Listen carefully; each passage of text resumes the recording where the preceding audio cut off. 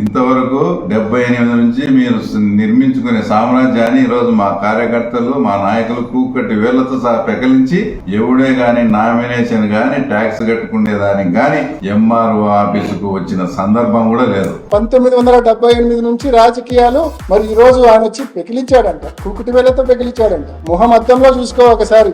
Election నువ్వు ఏ రకంగా చేసినావో నీ ఒక్కడికే తెలుసు అనుకుంటున్నావేమో. పులివెందల్లో ఉన్న ప్రజలు, రైతులు, వైఎస్ఆర్ కాంగ్రెస్ పార్టీ నాయకులు ప్రతి ఒక్కరు కూడా గమనించారు నువ్వు ఎన్నికలు ఏ పద్ధతిలో చేశారు. ఇంకా చెప్పాలంటే జమలమూడి నియోజకవర్గంలో రామసుబ్బారెడ్డి గారు, సుధీర్ రెడ్డి గారు కూడా సిన్సియర్ గా నీటి సంఘం ఎన్నికల కోసం పనిచేశారు. మరి అక్కడ కూడా మీరు చూస్తే నిన్న ఒక వీడియో ఫుటేజ్ కూడా రోజంతా సర్క్యులేట్ అయింది. బీఆర్ఓలందరినీ ఒక వెహికల్ లో ఎక్కించుకొని మరి తీసుకొని పోయి దేవగుడిలో నిన్న ఉదయం నుంచి రాత్రి వరకు మరి వీఆర్ఓలందరినీ దేవగుడిలో బంధించిన మాట వాస్తవమా కాదా? మరి ఇవి కదా పెద్దమ్మ రాజకీయాలు, చేతగాని రాజకీయాలు.